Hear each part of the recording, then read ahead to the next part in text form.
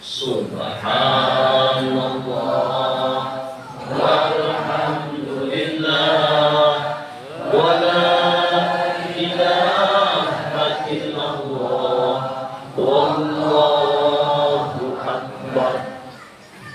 Subhanallah wa bihamdihi adada khalqihi wa ridha nafsihi wa zinata arshihi wa bidada kalimatihi. Ashhadu an la ilaha illallah wa ashhadu anna Muhammadar Rasulullah. Allahumma salli wa sallim wa karrim wa uzib wa barik ala sayyidina Muhammad wa ala ali sayyidina Muhammad. Amma ba'd.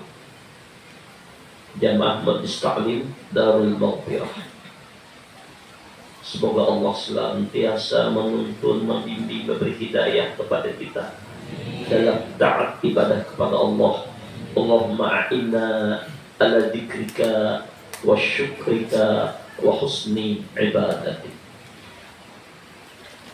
Jamaah yang mulia, insyaallah kajian kita hari ini akan memulai pembacaan kitab.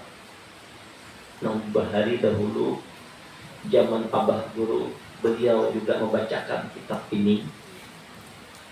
Kita tabarkan kepada beliau, dan tentu ada rahasia dari kitab ini. Namanya Penawar Bagi Hati kitabnya. Hari ini kita akan memulai, walaupun belum sempat membagikannya. Insya Allah nanti lain waktu kitab ini akan kita bagikan kepada jamaah. Tidak mengapa kita memulai dahulu. Ila hadrati Nabi Mustafa Muhammadin sallallahu alaihi wasallam wa ala alihi wa ashabihi wa azwajihi wa dhurriyyatihi wa ahli baitihi ajma'in, wa ila hadrati Syekh Abdul Qadir bin Abdul Muttalib, wa ila hadrati Syekhuna Zaini bin Abdul Ghani wa abina Ibrahim bin Muhammad. Al-Fatihah.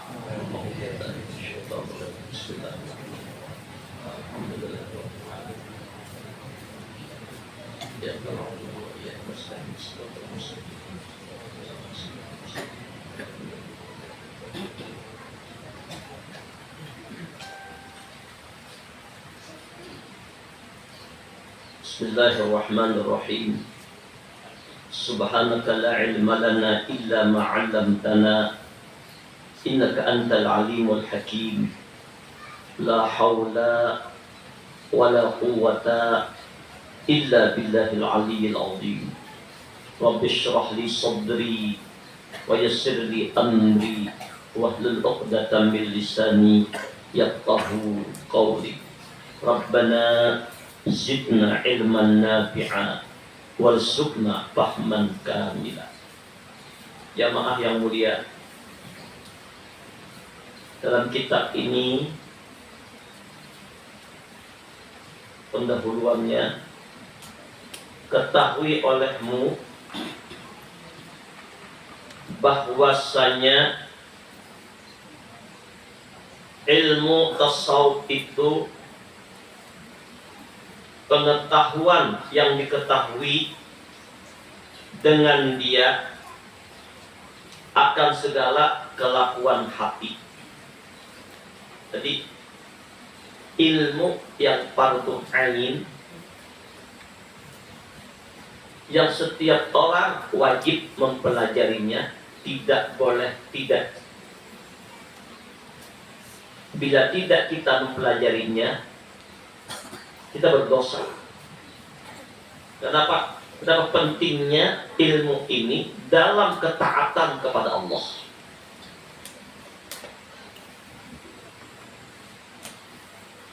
Yang pertama, ilmu fikih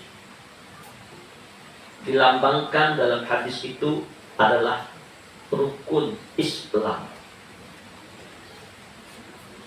Mengatur syariat yang hubungannya mengatur anggota batang tubuh dari ujung rambut sampai ke ujung kaki jasmani ini dalam taat ibadah kepada Allah. Nah, kayak apa berwudu, kayak apa istinja,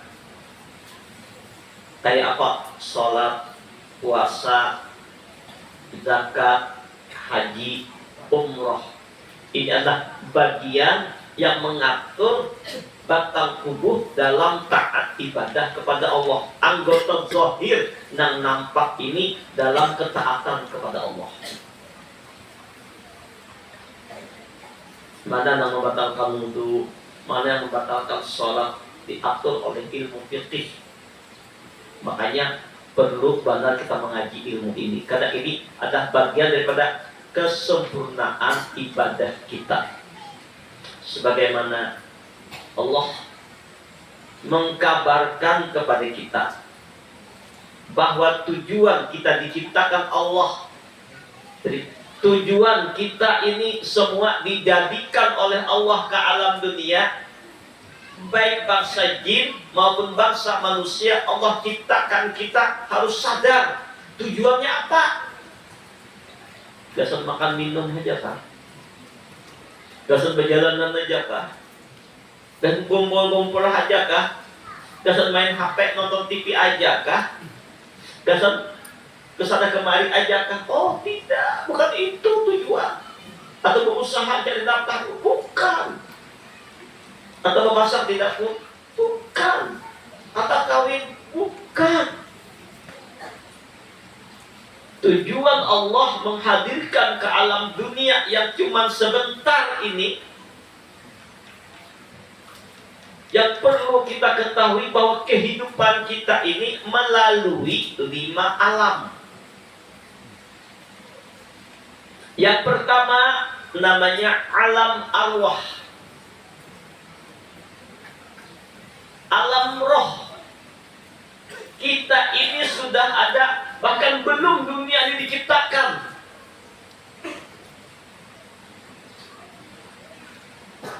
Belum Nabi Adam lahir ke alam dunia ini, kita ini udah ada dalam bentuk roh. Roh itulah hakikat diri kita. Kalau dia tak mengerti roh itu nih, yang ngomong ini roh. Jahil pada mulut. Yang mendengar pembicaraan ini roh, jahil pada telinga. Yang bernapas roh, jahil pada hidung. Yang bergerak roh, jahil pada anggota. Yang berkehendak roh, jahil pada hati. Yang berkata-kata roh, jahil pada mulut. Nah, roh kita, diri kita yang asli ini udah Allah ciptakan lebih dahulu, belum Allah jahirkan kita ke alam dunia, di alam arwah. Nah, di alam arwah itulah Allah telah memberikan satu maklumat. Ta'idh akhadha rabbuka min bani adam min zuhurihim dzurriyyatahum wa ashhadahum ala anfusihim alastu bi rabbikum. Hei anak cucu Adam, hei zuriat Adam, hei roh-roh sekalian, ujian Allah, alastu bi rabbikum, bukankah aku ini Rabbmu yang menciptakanmu, yang mengatur hidupmu, yang menapakmu, yang menjadikanmu, yang mengatur rezekimu, yang menentukan nasibmu dan segalanya. Apa jawab kita? Qalu bala, injih ya Allah. Roh mendengar kita kalam Allah yang laisa kamitslihi syai'. Injih jawab. Roh berkata kepada Allah, syahidna, roh menyaksikan kebesaran Allah Jalla Jalaluh ketika berada di alam arwah. Jadi kita ini di alam arwah, di alam asal sana sudah bermesraan dengan Allah, berlezat-lezatan dengan Allah, mengagungkan Allah. Ini yang diisyaratkan oleh hadis Nabi. Inna Quraisyan kanat nuran baina yadayillahi azza wa jalla qabla an yakhluqa Adam bi alfi 'am yusabbihu Allah dzalika nur wa tusabbihu al-malaikah bitasbih. Adalah ujian Nabi seorang Quraisy. Jadi satu-satunya Nabi dari bangsa Quraisy, zuriat daripada Nabi Ibrahim dan Nabi Ismail, satu-satunya bangsa Arab adalah baginda Muhammad sallallahu alaihi wasallam. Sedangkan yang lainnya dari zuriat Bani Israel, dari anak Nabi Ibrahim yang bernama Ishak. Ishak melahirkan Yakub. Yakub melahirkan Yusuf dan anak cucunya Bani Israel. Isra itu hamba, itu hamba Allah. Jadi Bani Israel anak cucu hamba Allah. Siapa Bani Israel itu? Adalah Nabi Yakub yang sangat taat kepada Allah. Jadi yang terjadi pemboman, jangan melaknat. Celaka Bani Israel. Oh, ya. Yang celaka bangsa Zionis Yahudi. Membom, menyakiti umat Islam. Inna Quraisyan kanat nuran, bahwa seorang Quraisy, tadi kita menyebut aku, dalam bentuk nur, belum berjahir, belum berwujud ke alam dunia, dalam bentuk nur. Nurullah, nur jamalullah, nur jamalnya Allah, nur kamalullah, nur jamalullah, jalalullah, kenampakan kudrat dan Allah yang sangat indah, yang segala-galanya. Kalau diumpamakan keindahan nur tadi, nurnya Rasulullah tadi, atau disebut dengan nama rohnya Rasulullah, Abul Arwah, dalam bentuk nur. Bahkan diciptakan segala sesuatu, bahkan roh-roh yang ada dari nurnya Rasulullah.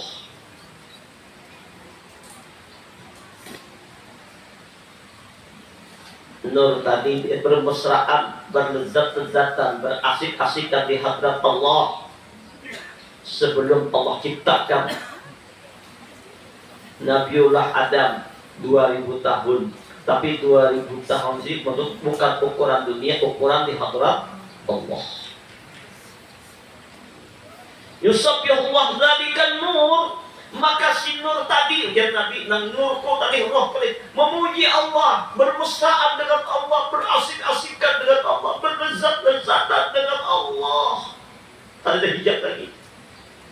Utusabbihul malaikah, diiringi oleh tasbihnya para malaikat, para rohnya para malaikat, roh kita berataan, semuanya bertasbih memuji Allah di bawah bimbingan baginda Rasulullah. Di mana? Di alam arwah. Ini makna hadis Nabi, kuntu nabiyyan wa ada baina roh wal jasad. Aku udah jadi nabi, ujar Rasulullah. Sedangkan Adam antara roh dan jasad. Artinya belum diciptakan Adam, belum jadi Adam. Adam pun dalam masih berbentuk roh juga. Jadi rohnya seluruh para nabi-nabi pun daripada nurnya Muhammad sallallahu alaihi wasallam. Makanya beliau pemimpin para nabi dan rasul semua. Roh para nabi-nabi bernabikan kepada Rasulullah Muhammad sallallahu alaihi wasallam. Rasulullah memimpin di alam arwah, termasuk kita dipimpin Rasulullah di alam arwah, bermesraan lawan Allah, berlezat-lezatan dengan Allah, berasik-asikan lawan Allah, kumpul lawan Rasulullah, kumpul roh-roh yang mulia memuji Allah di alam arwah.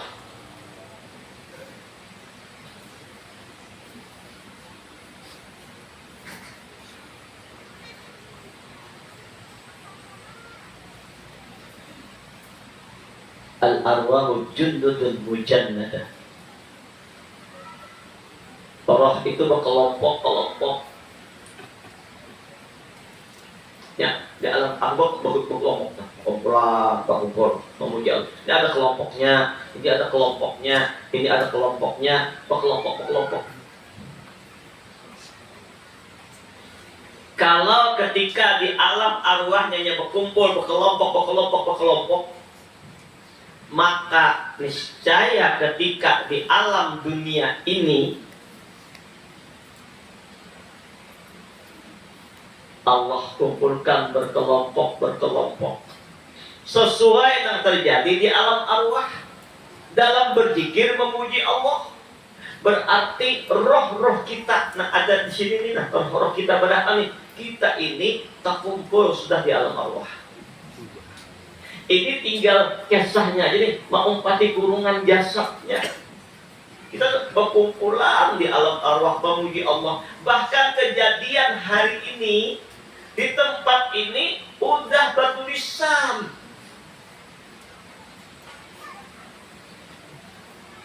Dan bahkan apa yang terjadi kepada kita semua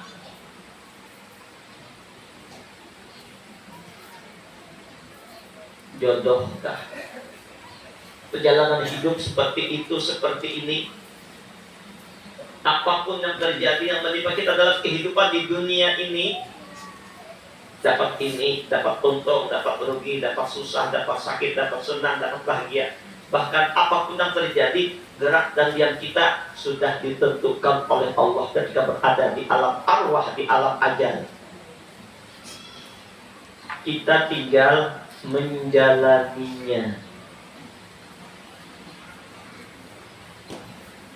Maka itu dari Imam Ibnu Athaillah, kaifa yakunu talabukal lahiq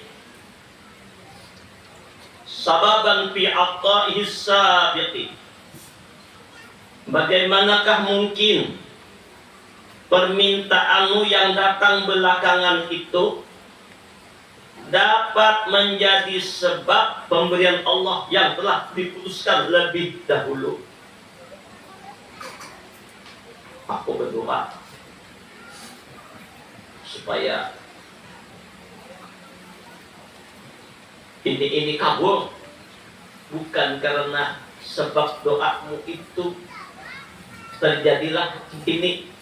Sudah Allah tentukan di alam ajali terjadinya ini, bukan karena permintaan mendatang sudah tulisan nih pemjasian nih karena ini nah apa ininya maka ininya begininya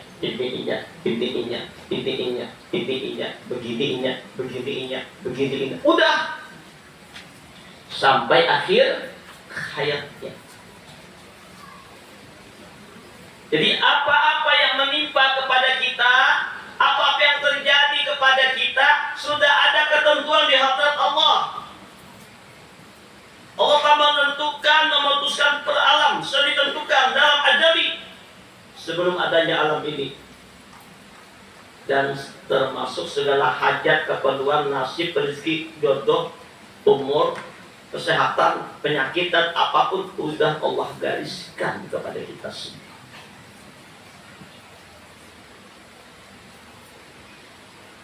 Termasuk kita sholat, kita berdoa, termasuk juga bertulisan juga, bukannya jadi segala apapun sholat kita, ibadah kita, zikir kita, sudah zikir di alam Allah sudah ditentukan. Pengajian kita sudah di alam Allah sudah ditentukan. Orang-orang di beberapa negara tanah sini sudah bertulisan, tinggal menjalani aja. Kalau memang sudah digaris oleh Allah, kadang berubah. Qadha dan qadar Allah akan terjadi. Apa saja yang dikehendaki Allah pasti terjadi. Apa saja yang kadang dikehendaki Allah pasti tidak terjadi. Tapi tetap ada berdoa. Jangan sudah atur juga. Itu kepada Allah Ta'ala juga aku harus berdoa lagi. Kalau boleh, Allah marah. Allah paling senang orang yang berdoa. Sebab ada rumus. Hadis Nabi mengatakan, la yughayyiru qadha illa biddu'a. Tidak akan merubah nasib seseorang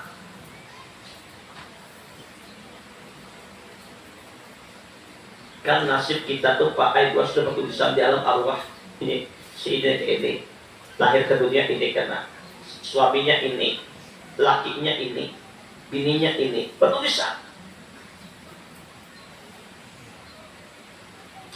Rupanya ada orang ahli firasat di muka Allah hijab melihat seseorang, oh ini aneh, Allah buka, tidak mustahil bagi Allah. Ada seorang yang ditentukan dalam takdir dilihat oleh orang, ini orang melihat bahwa orang ini katanya diam di sungai, ditakdirkan tulisannya matinya dimakan buaya. Puja si dan Pak Anu melihat anu nih, biar ini bertulisan ke anu nih, mati pian dimakan buaya. Nah, kayak apa caranya? Akhirnya cocok aja, apa tadi makan buaya, guling anu, diam di sungai, parat sungai, kalau yang naik, aja pindahlah naik ke gunung. Lalu bahuma tak tanah mencangkul, cangkul, pak, tak ada batis, paket batis, tutup hendak meninggal sudah. Maka pian ini kak jadi ini takdirnya dimakan buaya. Kenapa pian matinya di dia di gunung, di cangkulnya sarangnya cap buaya.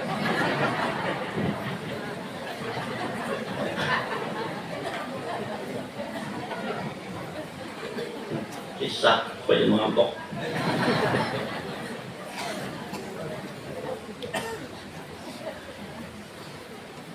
Jadi sudah bertulisan apa yang terjadi benar. Tapi kita bilang ghairu qadha illa biddu'a, tidak akan merubah nasib kalau kita dengan doa. Dengan doamu itu Allah bisa merubah. Maksudnya apa? Tetapi perlu kita ketahui, nah kita berdoa itu pun sudah bertulisan juga di alam ajali. Kalau dipaham, ini bertulisan ini kan ini, tapi kayaknya berdoa kan lawan aku yang lalu kabulkan doanya. Jadi kayak ini pulang. Dan intinya apapun baik itu doa kita, hajat kita, gerak kita sudah digariskan oleh Allah di alam ajali.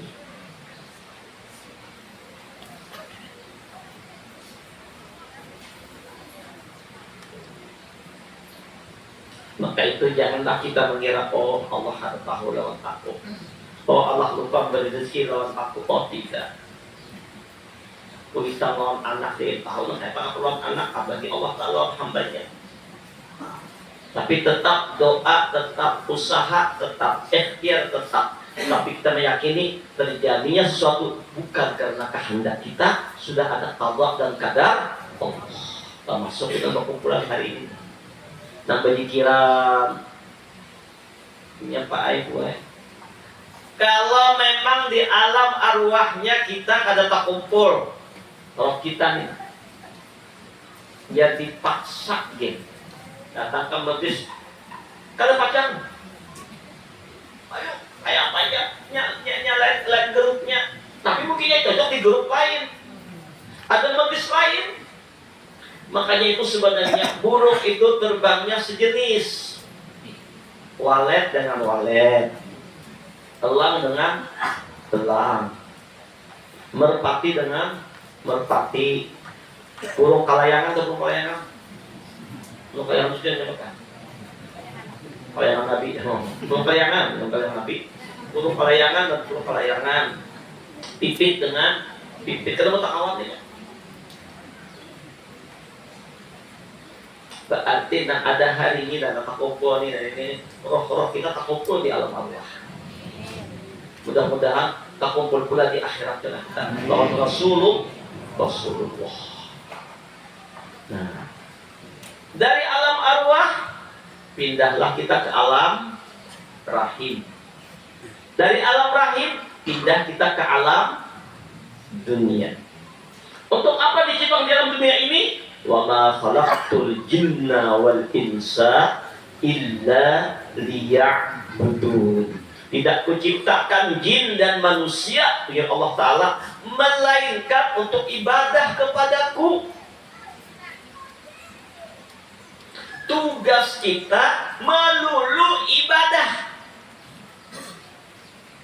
Ada yang lain. Jadi tidak ada yang lain gawian beribadahnya. Belum ulangi. Tugas kita siang malam itu ibadah.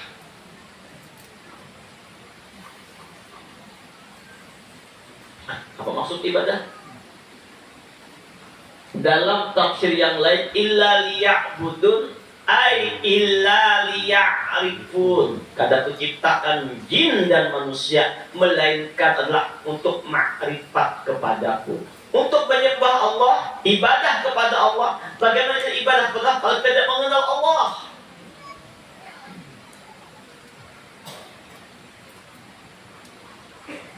Ay illa liwahidun, untuk mentauhidkan Allah.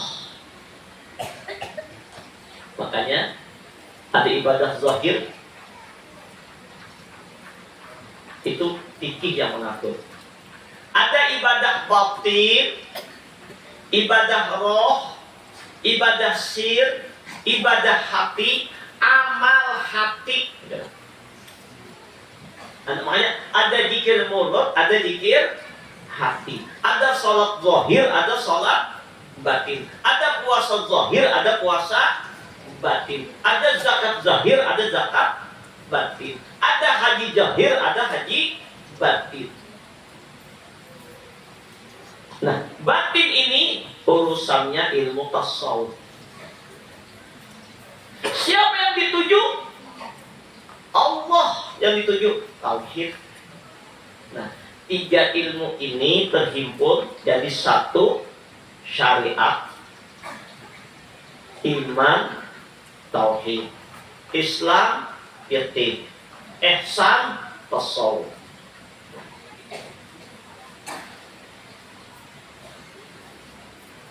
Jadi yang kitab ini kita kaji adalah kitab tasawuf dasar.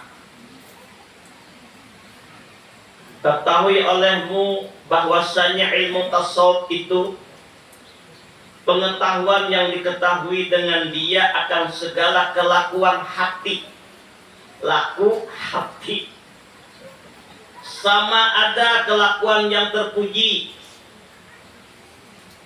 amal hati, terutama ibadah hati. Jadi tasawuf dia membahas, menjelaskan mana yang membuat hati ini, mana ibadah bagi hati, mana amal batin, mana taat batin, mana maksiat batin, mana taat zahir, mana maksiat zahir. Ini syariat mengatur. Mana taat batin, mana maksiat batin. Ini tasawuf dan membuka rahasianya. Oh, apakah nih hatiku ini taat, apakah durhaka, apakah maksiat, apakah taat? Tasawuf yang mengabarkannya, yang mengajarkannya. Seperti nih, contoh taat batin, amalan batin yang terpuji seperti tawafu. Tawafu itu Anda di mana? Di dalam hati, bukan pada penampilan. Bisa aja Pak Ibu orang pura-pura tak patut contoh inggih sampai bersuara apa ada ulun ini ada apa-apanya, ilmu jauh dari orang kaya terpukai di awal dibontok tapi di hati marandah supaya dipuji ini tawaduk. Nah itu sombong juga, biasa aja mah nggak tawaduk padahal minta puji supaya diakui orang-orang tawaduk. Sengaja diulang-ulang, Pak, duduk, mata Pak aja, baju buruk, kopiah buruk, Makanya nyatakanlah tidak sah sholat seseorang kalau imamnya kopiah buruk.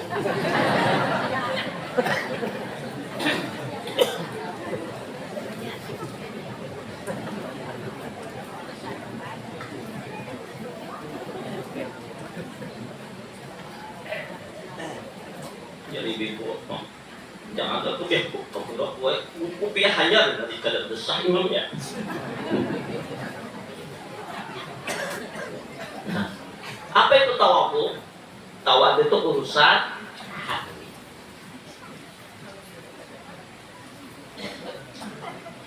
Apa rumus tawadhu? Masih ingat? Sebaik-baik kita dalam amal ibadah, sholat qiyam sepanjang malam, puasa tak Senin Kemis, segala macam ibadah taat, tetap kita merasa bahwa masih lebih baik orang lain, masih lebih taat, lebih soleh orang lain pada kita. Sejahat-jahat apapun orang lain dalam pandangan orang, tetap kita merasa di hati ini, aku yang paling jahat, aku yang paling maksiat, aku yang paling banyak dosa, aku yang paling umur, aku yang paling paling segalanya tertanam di hati perasaan itu. Itu namanya taat batin, itu namanya hati yang terpuji. Ada sudah makam namanya makam tawadhu. Inilah manusia. Mana tawadhu lawan Allah Ta'ala? Salat kita, amal kita, ibadah kita, batin merasakan amal ibadah ini bukan datang dari aku, bukan laku perbuatanku. Ini semata-mata tolongnya Allah, hidayahnya Allah. La haula wala quwwata illa billah. Ini amal batin.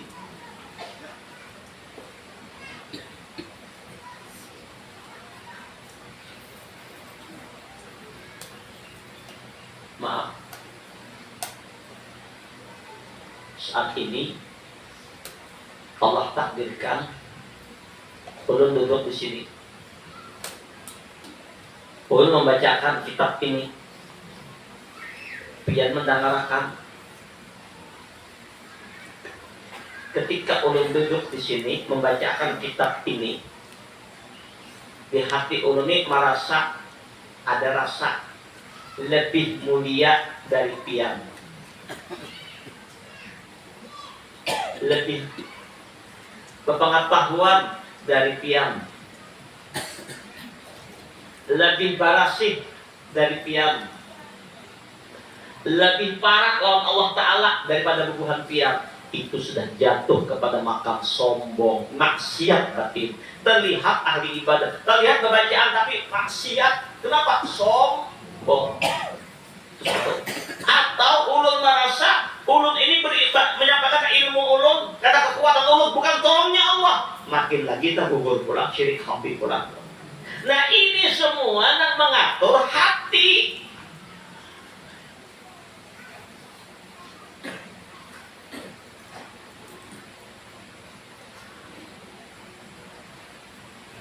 Tengah malam sholat tahajud 100 rakaat. Terlawas supaya 100 rakaat satu waktu. Alhamdulillah, bukan tahajud tidak, tapi wa amma bi ni'mati rabbika fahaddits. Biasanya jamaah-jamaah dan ikut amaliyah malam Ramadan itu bukan 100, malah 300 rakaat supaya sunat.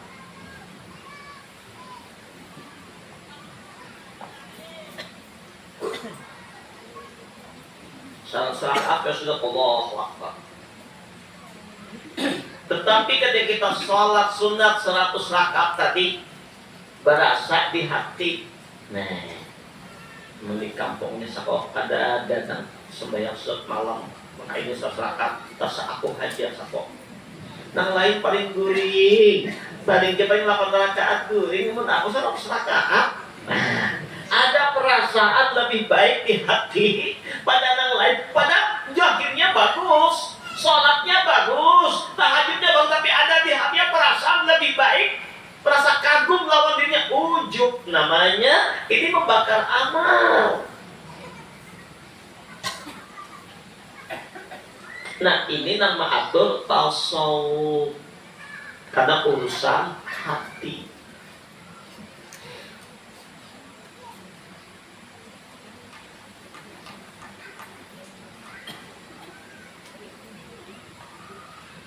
Atau berbuat sesuatu tentang akhirat kita, ingin dipuji makhluk.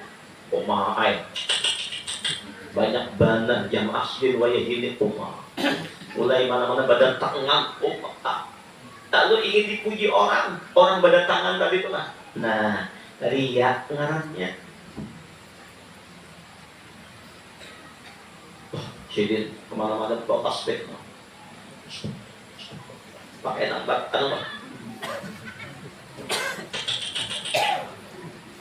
benar orang tuh. Tapi niat nama pasang lagi ini supaya tahunnya yang dana berarti tasbih harus makan. Dikira baca salawat kali bentuk kamu jualan.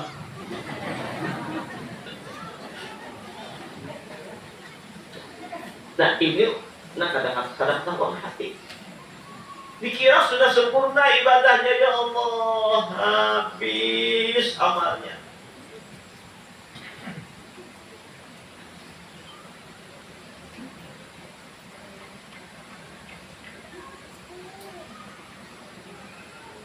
Ujar Nabi, iyyakum wal hasada, fa innal hasada ya'kulul hasanati kama ta'kulun nar khatawa.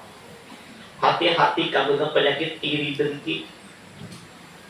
Iri dengki itu ada di mana? Di dalam hati. Lihat iri dengki ini. Terus saya mengungkapnya, orang iri dengki ini seperti 3 kata. S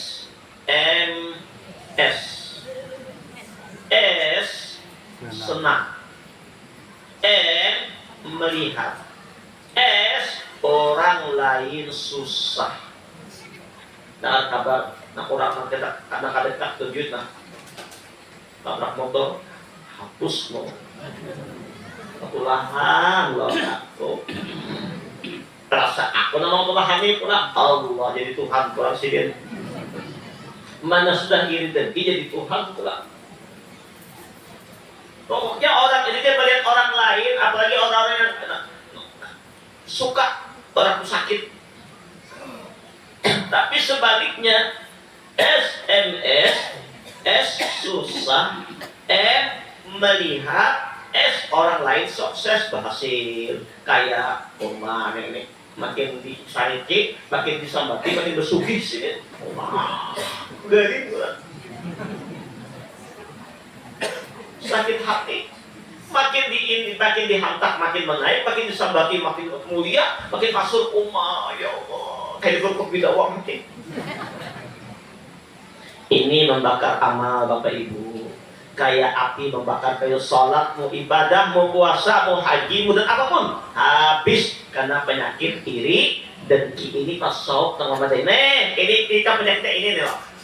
Sombong, angkuh, takabur, hubud dunia, cinta dunia, iri, dengki, namimah. Tahu namimah? Karena penyakit hati tadi, katujuh adu domba orang. Di sini kayak ini kisah, di sini tak kayak kisah pakalahian orang. Ini adalah penyebab orang disiksa kubur. Di antaranya Nabi karena maaf, istinjanya kada bersih. Yang kedua karena namimah, katujuh adu domba orang. Selain sini pakalahian orang. Makanya kami Mahabharata itu Mahabharata adalah dorong adu.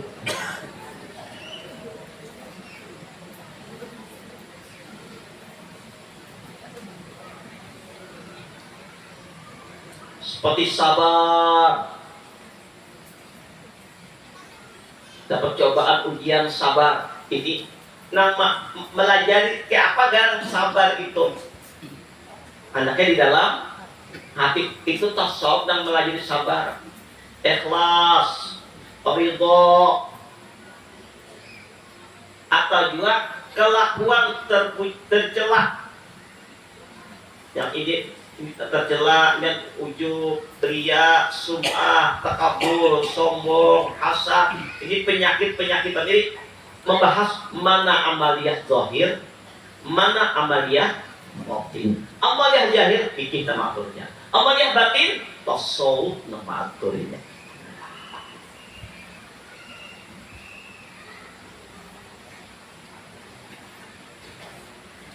Dan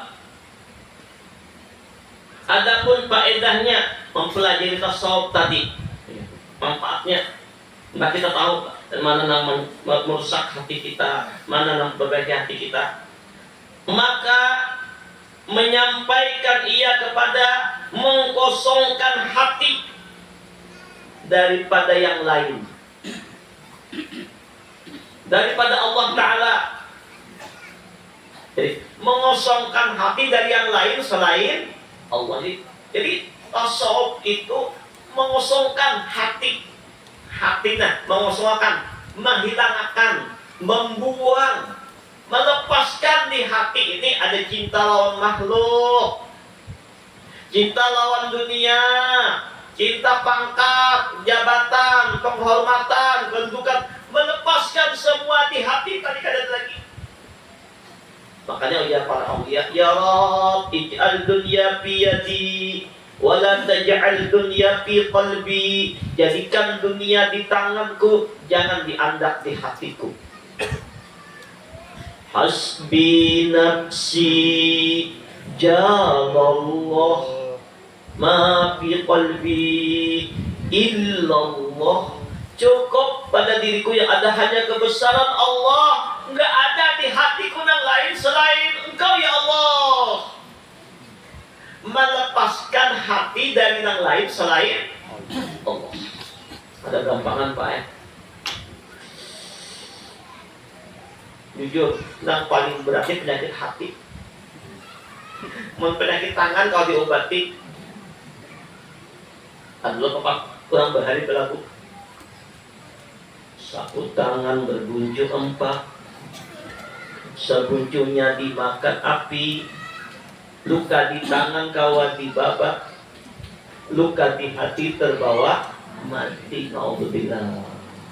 Sampai ke mati sakit hati sih, sakit halus kok. Dendam sampai ke mati, benci sampai ke mati, cinta dunia sampai ke mati. Orang yang di hatinya bersangatan cinta lawan dunia di hatinya, cinta lawan harta di hatinya, cinta lawan makhluk di hatinya, maka beratlah matinya. Kenapa? Orang mati itu meninggalkan yang dicintainya, meninggalkan dunia bertemu Allah.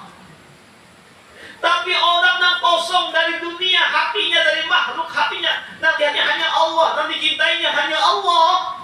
Ilahi anta maqsudi wa ridhaka matlubi a'tini mahabbataka wa ma'rifataka. Ketika dia akan meninggal, enak matinya, nyaman matinya, senang matinya, gembira matinya. Kenapa? Karena dia sangat cinta kepada Allah di hati ini. Sudah pertumbuhan cintanya datang ke majlis Darul Maghfirah. Kenapa? Karena cinta lawan Allah. Tengah malam bangun melawan kantor demi cinta kepada Allah, tahajud, mengeluarkan sedekah karena mencintai Allah, apapun dan tinggalnya karena berharap cinta dan ridhanya Allah. Di hatinya hanya Allah dan dicintainya. Maka saat sakaratil mautnya, nah saat-saat yang mendebarkan, saat-saat bahagia, saat-saat persandingan perjumpaan dengan kekasih. Karena orang meninggalkan dia bertemu Allah.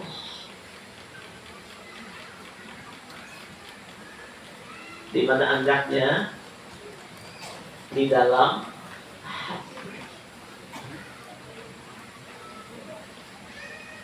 yauma la yanfa'u malu wala banun illa man atallaha biqalbin salim. Suatu hari harta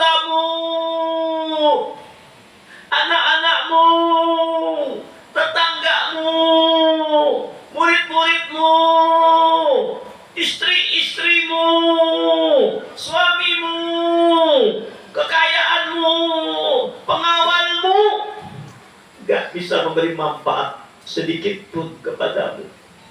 Di kala saat detik sakaratil maut gak ada yang bisa menolong. Illa man atallaha biqalbin salim, kecuali yang datang ke hadrat Allah hati yang salim. Mana hati yang salim? Dari yang selamat dari dunia. Hati yang mana? Ala bidzikrillah tatmainnul qulub. Hanya dengan mengingat Allah, hatinya selalu hanya Allah, maka inilah kedamaian, ketentraman. Maka itu para jamaah, untuk mengosongkan hati dari makhluk apapun bentuknya. Dalam tasawuf itu ada amaliyah tasawuf namanya tarikat. Tarikat itu jalan orang menuju Allah, pembersihan hati. Tarikat jalan amaliyah suluk seseorang menuju Allah yang berdasarkan tuntunan dari Rasulullah. Kita kan sejaman lawan Rasulullah, ribuan tahun beliau apa? Betul tidak sejaman, tapi punya rantai sanad silsilah dari Allah kepada Jibril, Jibril menyampaikan dari Allah kepada Rasulullah, Rasulullah kepada Sayyidina Ali karamallahu wajhah. Nabi menancapkan kepada Sayyidina Ali, "Ghammid ainaka wasma' minni salasa marrat." Hai Ali, pejamkan matamu, kosongkan pikiranmu, lepaskan semuanya di hatimu, dengarkan aku menghujamkan kepada hatimu, mengisi hatimu dengan kalimat La ilaha illallah. Sama-sama. La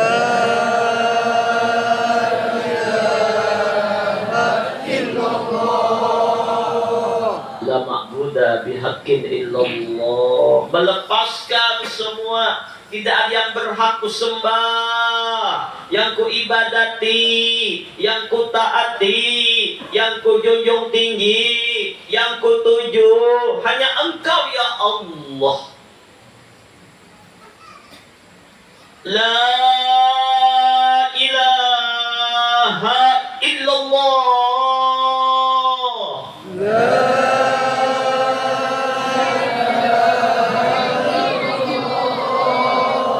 La maqluba bihaqqin illallah. Mengosongkan dari tempat meminta, bergantung, bersandar, berhajat, yang mengabulkan hajat, yang menghindarkan bencana, yang mendatangkan manfaat, penolong hanya Engkau ya Allah, yang menggerakkan aku, yang mendiamkan aku, yang mengatur hidupku, yang gerak dan aku. Kenapa kelihatan kebesaran-Mu ya Allah?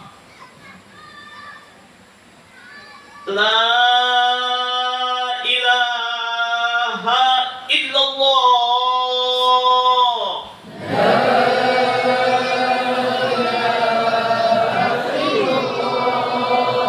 La mawjuda bihaqqin illallah. Tiada ada lagi yang ada. Alam ini hakikatnya asalnya tidak ada. Diriku pun tidak ada. Dunia akhirat tidak ada. Yang ada zat Allah yang wajib wujud, yang laisa kamitslihi syai'un, dan pengatur segala-galanya, yang melahirkan alam ini dengan kudrat iradatnya. Maka tidaknya aku nampak kepada apapun di alam ini. Fa'inama tuwallu wasamma wajhullah. Kemanapun menatap alam semesta diri dan segala, kenampakan mazhar kebesaran-Mu ya Allah. La mawjuda illallah. Kosonglah hatimu dari segala sesuatu, hanya ada Allah. Makanya tarikat kita Qadiriyah wa Naqsabandiyah gerakannya dari la ilaha ke kanan, illallah ke kiri. La melewati 3 lapai. La Sultanul Adkar, mulai ujung kaki sampai ke kepala Sultanul Adkar. La Latifatul Akhfaq. La Latifatul Natik. Kalimat la Nabi melepaskan semuanya, melenyapkan semuanya. Mulai 7 lapis tadi sampai ke lembur, lenyap. Ilaha ke kanan, la ilaha ke kanan, melewati 2 laqaid, khafi dan roh. Ilah Tuhan, Tuhan, Tuhan, Tuhan, Tuhan. Tuhan, Tuhan, Tuhan, Tuhan, Tuhan, Tuhan. Mana Tuhan, Tuhan? Harta jadi Tuhan, rumah jadi Tuhan, mobil jadi Tuhan.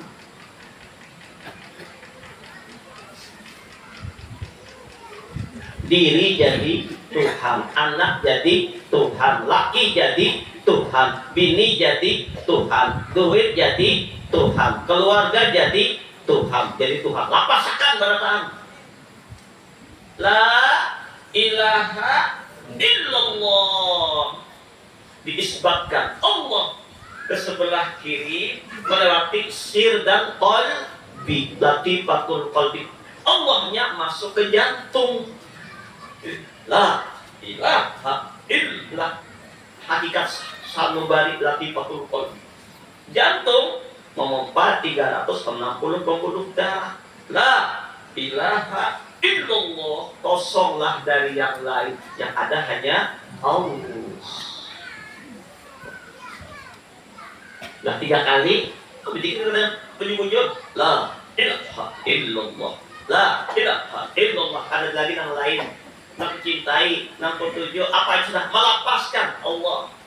Makanya ujian Nabi, adnu syayatinakum bila ilaha illallah. Setanmu keluar, nafsumu keluarkan, duniamu keluarkan, segala penghalangmu dari Allah keluarkan di hatimu dengan la ilaha illallah, la ilaha illallah. Maka sungguh-sungguh zikir itu bagi kita, sungguh-sungguh. Kenapa?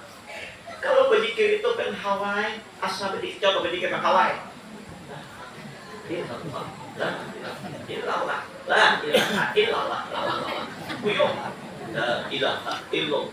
Kalaupun pelan juga tapi betul-betul terasa. La ilaha illallah, la ilaha illallah. Ini tiga. La ilaha illallah. Salah buat 30 la ilaha.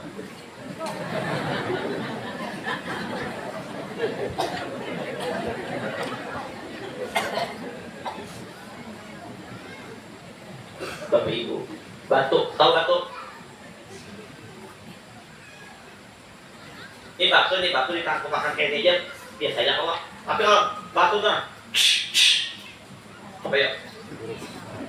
Benyawa, kalau batu kan, benyalanya, gajah, gamat lu mau benyala. Amang lembek kan mau jadi apa-apa. Nah keras belum jadi mau. La ilaha illallah, keras sedikitnya. La ilaha illallah, la ilaha illallah, la ilaha illallah. Hah, disebut remaja macam tak kan mendengar panggil orang. Namanya zikir zahar, tapi zahar sampai ke batin. Nah kita zikir zahar 165 la ilaha illallah. Bukan itu dengan Sayyidina Muhammad Rasulullah, baru mengisi lagi, diperkuat lagi dengan napas, mata dipejamkan, napas ditahan, mulut ditutup, gigi dirapatkan, lidah diangkat ke langit-langit, dagu ke bahu kiri, diam sunyi senyap tanpa napas, detak jantung menyebut Allah, Allah, Allah, Allah, Allah, Allah, Allah, Allah, Allah, Allah. Tidak tahan, bernafas, dikit lagi. Allah, Allah. Minimal 3 kali menahan nafas. Tapi alangkah indahnya kalau di rumah jangan 1 latifah, 7 latifah. Qalbi, roh, sir, khafi, apa, nafsu. Allah, Allah, Allah, Allah, Allah, Allah, Allah, Allah, Allah, Allah, Allah, Allah, Allah, Allah. Tertahan benar. Ditambah lagi ulang dengan zikir ampas, pas ampas, nasabati uwais. Nah, tarik dari jantung sebelah kiri, jantung kalbi ke atas, Allah menghembus.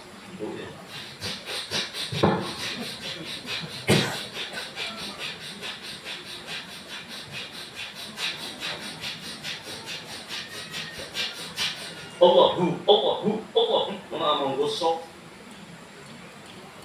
Allahu sebagai laki-laki, bagi perempuan jangan terlalu keras, lembut saja dan keras.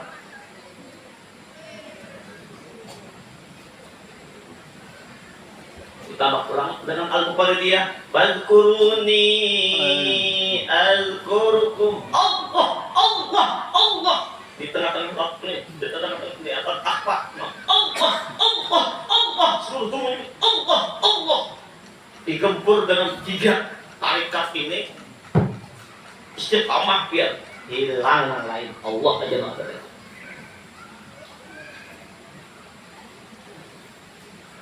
Kalau sudah Allah saja di hatinya,